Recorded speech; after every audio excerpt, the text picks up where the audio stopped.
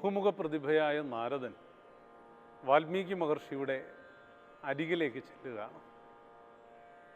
വാൽമീകി മഹർഷി നാരദനോട് ചോദിക്കുന്നു,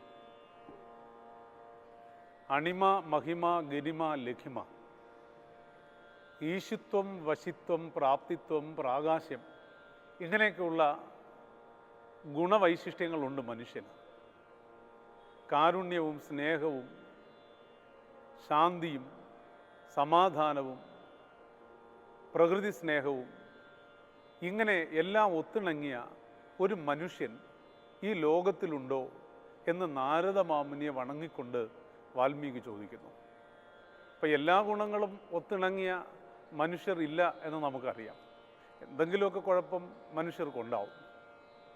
നാരദ മാമുനി പറയുന്നു, എല്ലാ ഗുണങ്ങളും ഏറെക്കുറെ ഒത്തിണങ്ങിയ ഒരാൾ സൂര്യവംശത്തിൽ രഘുവിൻ്റെ മകനായ അജൻ, ആ അജന് ഇന്ദുമതിയിൽ ജനിച്ച നേമി എന്ന ദശരഥന് കൗസല്യയിൽ നിന്ന് പിറന്ന പുത്രകാമേഷ്ടിയാഗത്തിൻ്റെ ഭാഗമായി പിറന്ന രാമന്, ശ്രീരാമചന്ദ്രന് ഈ ഗുണങ്ങൾ ഏറെക്കുറെ ഒത്തുചേർന്നിട്ടുണ്ട് എന്ന് വാൽമീകി മഹർഷിയോട് നാരദ മാമുനി പറയുന്നു.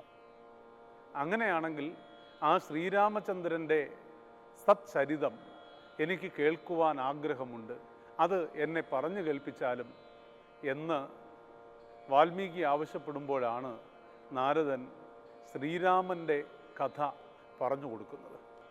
ശ്രീരാമചന്ദ്രൻ്റെ ജനനം മുതൽ ശ്രീരാമചന്ദ്രൻ സരയൂ നദിയിലേക്ക് വിലയിക്കുന്നത് വരെയുള്ള കഥ നാരദനിൽ നിന്ന് പകർന്നു കിട്ടുമ്പോൾ വാൽമീകിയുടെ കണ്ണുകൾ വല്ലാതെ നിറഞ്ഞിരുന്നു. വാൽമീകി മഹർഷി ഒരു നിമിഷം നിശബ്ദമായി. ഈ സമയത്ത് നാരായണ നാരായണ നാരായണ എന്ന മന്ത്രജപത്തോടുകൂടി നാരദ മാമുനി അവിടെ നിന്ന് സ്ഥലം വിട്ടു. തുടർന്നാണ് തൻ്റെ ശിഷ്യനായ ഭരദ്വാജനോടൊപ്പം തമസാ നദിയുടെ തീരത്തെത്തുന്നതും ആ പക്ഷികളെ ആ നിഷാദൻ വധിക്കുന്നതും വാൽമീകി മഹർഷി ആ നിഷാദനെ ശപിക്കുന്നതും ഒക്കെ ആയിട്ടുള്ള സംഭവങ്ങൾ അരങ്ങേറുന്നത്. യഥാർത്ഥത്തിൽ പക്ഷികളെയും മൃഗങ്ങളെയും കൊന്നൊടുക്കുന്ന കാട്ടാളന്മാർ വനത്തിൽ ധാരാളമുണ്ട്. ഈ സംഭവങ്ങൾ സ്വാഭാവികവുമാണ്. എങ്കിൽ പോലും എന്തുകൊണ്ട് ഒരു കാട്ടാളനെ വാൽമീകി ശപിച്ചു എന്ന് ചോദിച്ചാൽ, വാൽമീകി കേട്ട രാമായണ കഥ അത് അദ്ദേഹത്തിൻ്റെ ഉള്ളിൽ ഉണ്ടായിരുന്നതുകൊണ്ടാണ്. രാമായണം ഒരു ദുഃഖകാവ്യമാണ്. രാമായണത്തിൽ അമിതമായി സന്തോഷിക്കുന്ന ഒരു വ്യക്തിയെയും നമുക്ക് കാണാൻ സാധിക്കില്ല. മനുഷ്യജീവിതത്തിൻ്റെ സ്ഥായിയായ ഭാവം എന്താണ് എന്ന് ചോദിച്ചാൽ അത് ദുഃഖമാണ്. ശ്രീരാമചന്ദ്രനെ സംബന്ധിച്ചിടത്തോളം ദുഃഖമാണ് എല്ലാ സാഹചര്യത്തിലും നിഴലിച്ചു നിൽക്കുന്നത്. ശ്രീരാമചന്ദ്രൻ്റെ പിതാവായ ദശരഥൻ പുത്രവിയോഗത്താൽ വല്ലാതെ ദുഃഖിതനായി നീറി മരണത്തെ സ്വീകരിച്ച ആളാണ്. ശ്രീരാമചന്ദ്രൻ്റെ മാതാവായ കൗസല്യ എല്ലാം വാശിയെടുത്ത് നേടിയെടുത്തെങ്കിലും ഒന്നിനും അനുഭവയോഗ്യം ഇല്ലാതായി മാറിയ, വെറുക്കപ്പെട്ടവളായി മാറിയ, വല്ലാതെ വേദനിക്കുന്ന കൈകേയി. സുമിത്ര തൻ്റെ പൊന്നോമന മകനായ ലക്ഷ്മണനെ ശ്രീരാമചന്ദ്രനോടൊപ്പം പറഞ്ഞയക്കുന്ന സുമിത്ര മകനുപദേശം കൊടുക്കുന്നുണ്ട്. രാമം ദശരഥം വിധി, രാമനെ ദശരഥനായി നീ കണക്കാക്കണം. മാം വിധി ജനകാത്മജ, ജനകാത്മജയായ സീതയെ എന്നെപ്പോലെ കണക്കാക്കണം.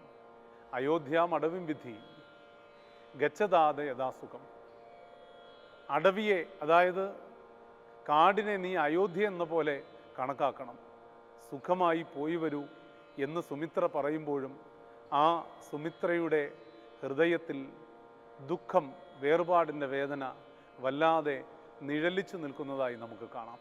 നന്ദിഗ്രാമത്തിൽ കഴിയേണ്ടി വന്ന ഭരതൻ കടുത്ത ദുഃഖത്തിൻ്റെ പ്രതീകമാണ്. സീതയുടെ ദുഃഖം നമ്മൾ കാണുന്നു. ശ്രീരാമചന്ദ്രനെ ആ കുലത്തിലെ വസിഷ്ഠ മഹർഷിയുടെ ദുഃഖം നമുക്ക് കാണുന്നു. നമുക്ക് കാണാൻ കഴിയും. ഒപ്പം അവിടുത്തെ പ്രജകളുടെ മുഴുവൻ ദുഃഖവും നമ്മൾ കാണുന്നു. ശ്രീരാമചന്ദ്രനെ വനത്തിലേക്ക് പോയ ശ്രീരാമചന്ദ്രനെ അനുഗമിക്കുന്ന പ്രജകളുടെ ദുഃഖം നമ്മൾ കാണുകയാണ്. കാരണം ലോകത്തിൽ ഒരു ഭരണാധികാരിയോടൊപ്പവും ആ നാട്ടിലെ പ്രജകൾ അദ്ദേഹത്തിനെ തേടിപ്പോയ ചരിത്രം ഇല്ല എന്ന് തന്നെ പറയാം. നമുക്കറിയാം, ജനാധിപത്യ സമ്പ്രദായമാണ് ഇപ്പോഴുള്ളത്.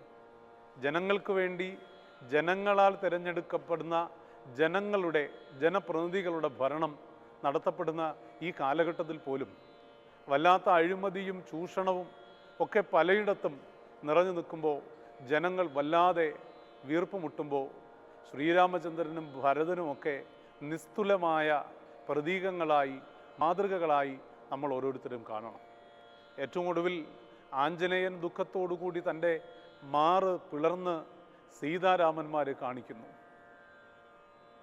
ഭൂമിയിലേക്ക് അന്തർധാനം ചെയ്ത സീതാദേവിയെ ശ്രീരാമചന്ദ്രൻ ഓടി വന്ന് പിടിക്കുമ്പോൾ മുടിയുടെ ഒരു ഭാഗം മാത്രം കയ്യിൽ ശേഷിക്കുകയും സീത അന്തർധാനം ചെയ്യുകയും ചെയ്യുന്നു. അവിടെ ഏറ്റവും ഒടുവിൽ സീതാരാമന്മാരുടെ പരിത്യാഗം അല്ലെങ്കിൽ സീതാരാമന്മാരുടെ പുനഃസമാഗമം കാണാൻ വേണ്ടി ആഗ്രഹിച്ച വാൽമീകിയുടെ മനസ്സും ദുഃഖപൂർണമായി മാറുന്നു. അപ്പോൾ ആ ദുഃഖത്തിനിടയിലും നന്മയുടെ, സ്നേഹത്തിൻ്റെ, ത്യാഗത്തിൻ്റെ തിളക്കത്തെ ആവിഷ്കരിക്കുകയാണ് ഈ അധ്യാത്മരാമായണത്തിലൂടെ എഴുത്തച്ഛൻ ചെയ്തിരിക്കുന്നത് എന്ന് നമുക്ക് നിസ്സംശയം പറയാൻ പറ്റും.